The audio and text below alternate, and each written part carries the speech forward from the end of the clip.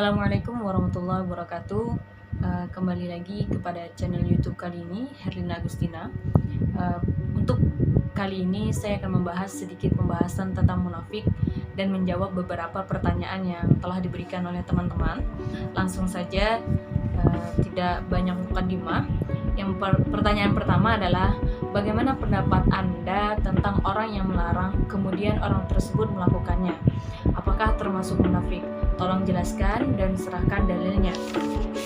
Kemudian pertanyaan selanjutnya yang bersangkutan dengan jawabannya yang hampir sama. Sebutkan ciri-ciri orang munafik dan sebutkan contohnya beserta dalil-dalilnya. Kemudian soalnya lagi, apakah termasuk munafik kalau melarang suatu kemudian melakukannya? Jika termasuk munafik, tolong berikan penjelasannya. Nah, di sini saya akan memberikan sebuah sedikit jawaban saja. Yang pertama adalah munafik terlebih dahulu. Pengertian munafik memiliki arti menampakkan sesuatu yang sifatan dengan kebenaran di depan orang banyak, namun sebetulnya tidak sesuai dengan kondisi pada betulnya serta perbuatannya. Kemudian kembali dengan tanda orang munafik adalah salah satunya berdusta. Sesuai dengan hadis Nabi, tanda orang munafik itu ada 3. Apabila ia berucap berdusta, jika membuat janji ia ingkar, dan jika dipercaya ia mengkhianati. Hadis riwayat Bukhari.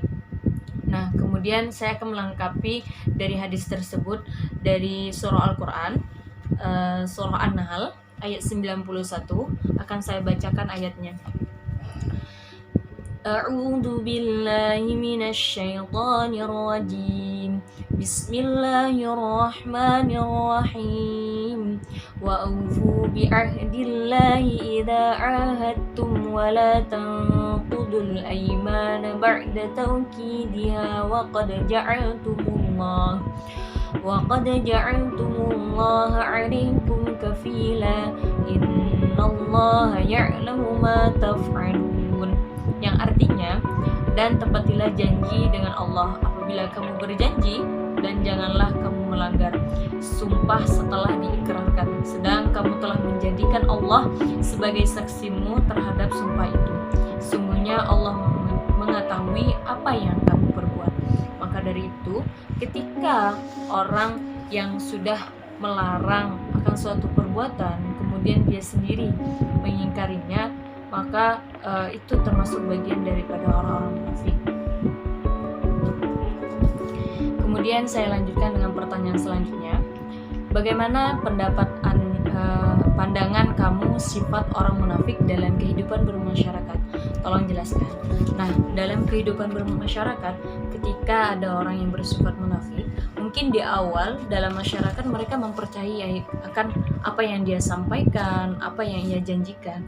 Namun ketika kita mengulangnya berulang-ulang kembali, maka akan sulit masyarakat untuk mempercayainya lagi, dan dalam proses itu pun sangat mengganggu perihal kenyamanan masyarakat, terutama ketika dia berbicara berbohong, ketika dia diberikan amanah dia mengkhianati. Siapa yang akan mempercayainya kembali? Nah, dari situ pun secara tidak langsung kita akan mendapatkan suatu permusuhan. Maka hindarilah sifat munafik ini. Kemudian pertanyaan selanjutnya adalah, bagaimana caranya agar kita tidak terhindar oleh sifat munafik? Nah, yang pertama adalah kita mengetahui bahwasanya Allah Maha mendengar dan Maha melihat apa yang kita perbuat di muka bumi ini. Maka dari itu kita tahu bahwasanya berbohong sekecil apapun itu adalah perbuatan dosa, sehingga tidak memberikan suatu kemanfaatan terhadap orang lain. Maka cara menghindari dari sifat munafik itu sendiri pun kita harus mengetahui apa mudarat dari sifat munafik yang akan kita dapatkan. Ya, kalau kita mengulangnya kembali, terus mengulang-ulang dari sifat munafik itu, maka yang pertama kerugian dari kita sendiri di dunia adalah banyak dibenci orang lain. Nah, itu yang sulit untuk diri kita sendiri. Kemudian pertanyaan selanjutnya adalah, salah satu tanda orang munafik adalah berdusta saat berbicara. Lalu apa hukumnya mempercayai perkataannya, dan bagaimana cara untuk menyikapi hal tersebut? Nah, untuk perkataan seperti itu, ketika dia berkata sebenarnya para pendengarnya itu belum mengetahui bahwasanya dia mengatakan apa yang dia sampaikan itu berdusta atau tidak. Nah, itu menjadikan sebuah pertanyaan terlebih dahulu. Kalau seandainya dia tahu akan perihal itu, para pendengar tahu apa yang disampaikan pembicara itu adalah berdusta, secara pasti para pendengar juga menyampaikan bahwasanya kamu bohong. Nah, orang lain pun tidak mempercayainya. Cara kita menyikapinya adalah kita harus menegurnya. Tapi kebanyakan ketika orang lain berbohong, para pendengar pun tidak mengetahui bahwasanya dia itu berbohong. Nah, sikap kita yang baik adalah menegurnya. Yang jelasnya seperti itu, agar tidak terus-menerus dengan kebohongan.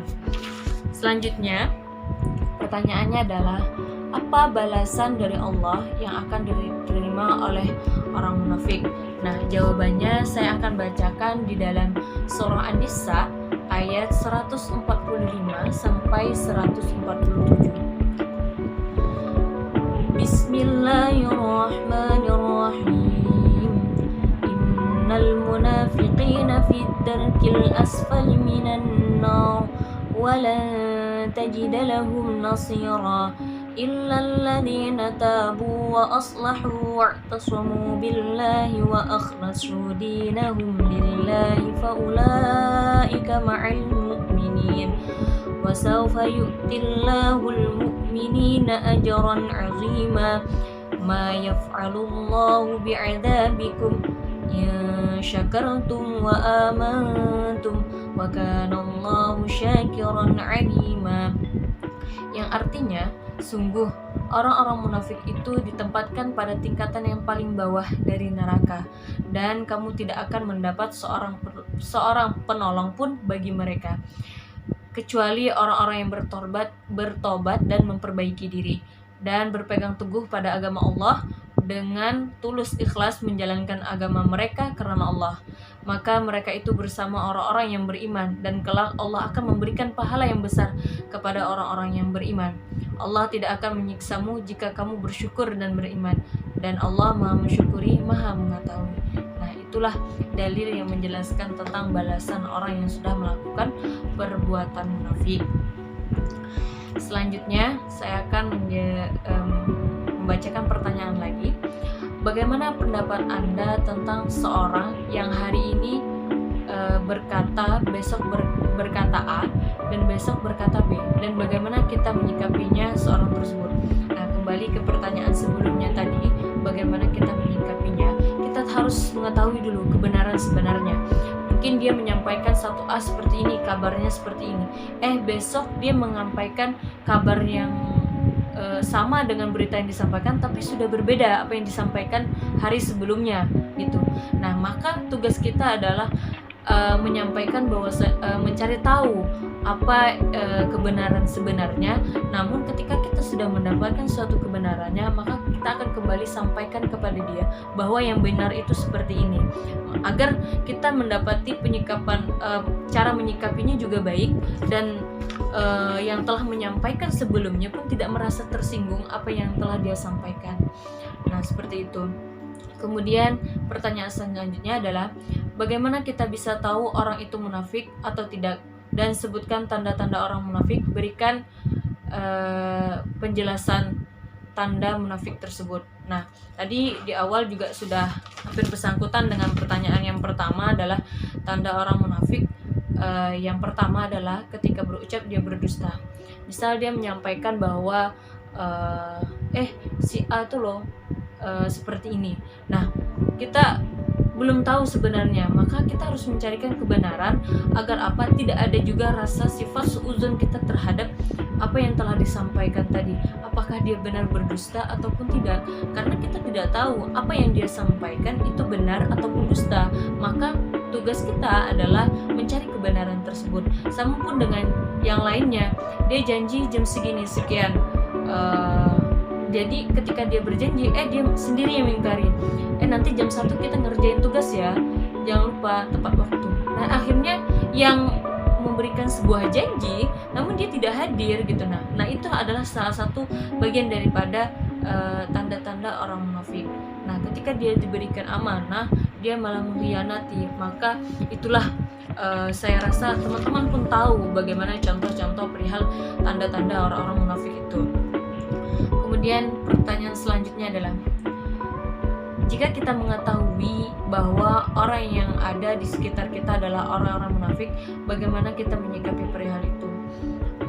Kita sebagai teman yang baik bukan berarti harus memusuhinya ataupun menghindarinya. Kalau saya pribadi seperti itu konsepnya. Karena apa?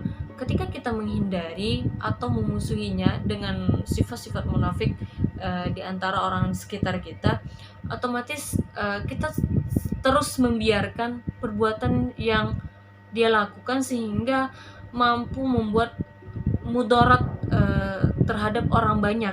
Nah, setidaknya kita sesama orang muslim yang beragama Islam menyampaikan kepadanya. Tugas kita adalah menyampaikan untuk menasihati apa yang telah dia lakukan. Namun setelahnya kita kembalikan kepada Sang Kuasa agar apa? Agar memperoleh hidayah, tidak dilakukan kembali terulang terus seperti itu. Kemudian selanjutnya adalah sebutkan dan jelaskan kemunafikan orang munafik di dalam ibadah. Jawabnya adalah yaitu ibadah sholat misalkan.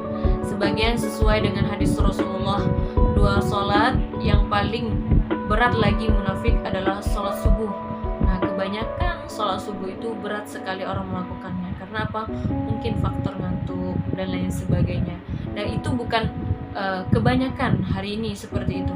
Dan isya, padahal kata Rasulullah, jika mereka mengetahui pahala yang ada pada keduanya, niscaya akan mendatanginya meski merangkak ketika akan menjalankan sholatnya. Jika mereka mengetahui dari manfaat atau faedah dari sholat subuh atau sholat isya tadi yang telah saya sampaikan, maka dalam keadaan apapun pun mereka pasti akan melakukannya. Sehingga ketika tanda-tanda orang munafik di dalam suatu ibadah adalah sholat subuh dan sholat isya-nya itu mereka merasa berat untuk melakukannya. Karena di sini dijelaskan di dalam Quran surah Al-Maun, Allah Subhanahu wa taala pun mengancam orang-orang yang melalaikan sholatnya. Nah, kemudian itulah yang dapat saya sampaikan dari beberapa pertanyaan teman-teman yang insya Allah bisa kalian komentar di bawah kolom channel ini agar lebih berkembang dan lebih bermanfaat apa yang telah saya sampaikan. Dan tidak lain, ini adalah proses bagian daripada belajar saya pada hari ini. Jika ada kesalahan yang telah disampaikan, tolong berikan ilmu-ilmu tambahan agar teman-teman lebih memahami bagaimana tanda-tanda bagian daripada orang-orang munafik seperti ini. Baiklah, saya Herlina Agustina. Saya akhiri billahi taufiq wal hidayah. Wassalamualaikum warahmatullahi wabarakatuh. Semoga bermanfaat.